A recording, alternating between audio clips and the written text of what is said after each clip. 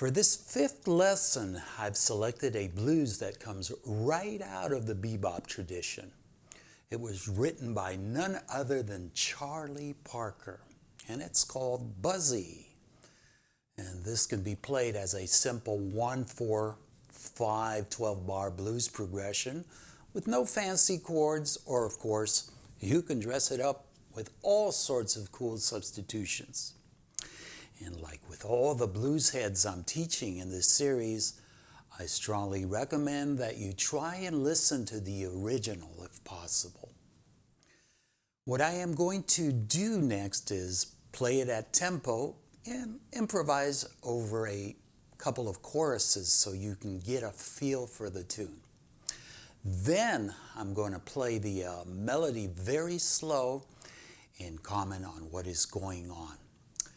And please note that I don't use tabs or any notation in these easy blues lessons. These are very memorable and easy to recall themes. So I advise that with guitar in hand, you be prepared to watch, listen, and learn. Here it goes.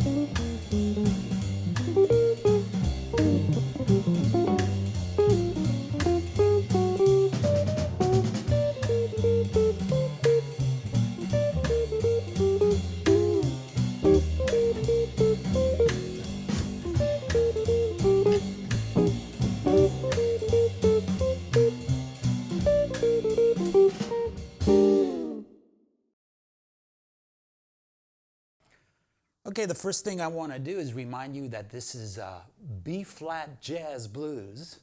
And what we're going to do is we're going to go up here to 8th position, and we're going to base the whole melody around a couple of chords here, mainly the B-flat 7 in the first string group, the first 4 strings. This is a drop 2 voicing with the root on the 4th string.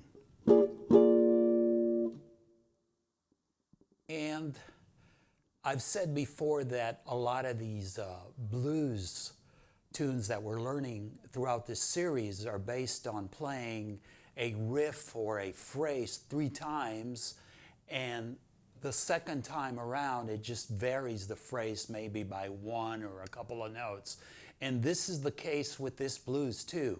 It's based on 1 phrase, and this is the phrase.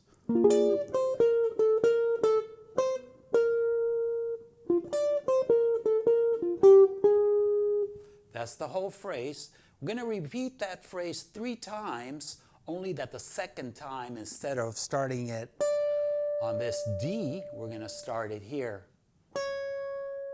D flat.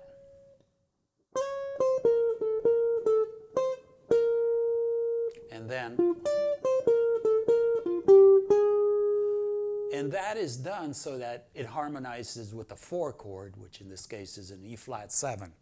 And then the final time we play it identical to the first time around. So this is based on a B-flat Mixolydian chord, and the scale is.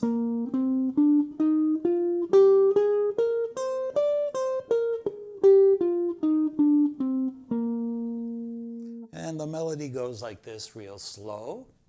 1, 2, 3, 4.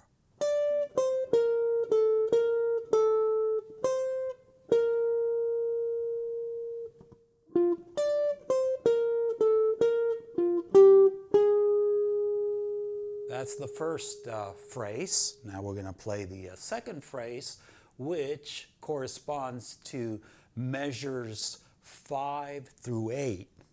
And it goes like this, and we're going to try to visualize an E flat dominant 7th chord, also a drop voicing with the root on the 3rd string. And it goes like this. 1, 2, 3, 4.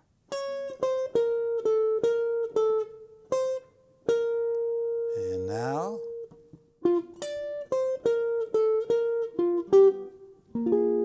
so for the second half, we go back to the initial B flat 7 chord. And then the last segment, which covers measures 9 through 12 of the blues progression, goes like this. And this time we're basing it, even though the melody is the same as the first time around, on the 2 minor 7 chord, which is a C minor 7. Here's C minor 7, 9, also a drop 2 voicing. And it goes like this. 2, 3, 4.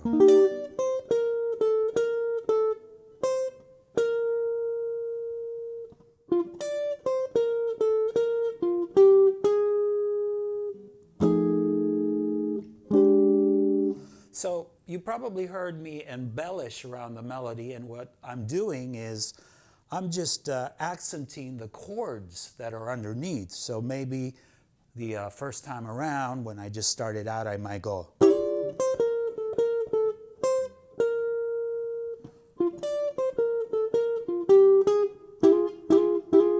So I accent the flatted 7 there with the 5th underneath it. And then when I go to the 4th chord, I'll accent that first note with the E flat 7.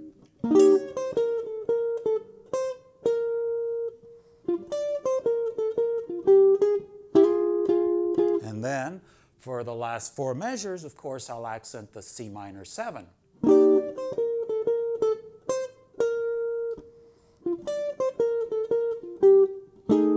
And I might end it here on this F7 sharp 9 chord to harmonize that final note before going into the solos. And that pretty much covers it. So play around with that melody, embellish it with the chords, and be sure to have fun. See you next time.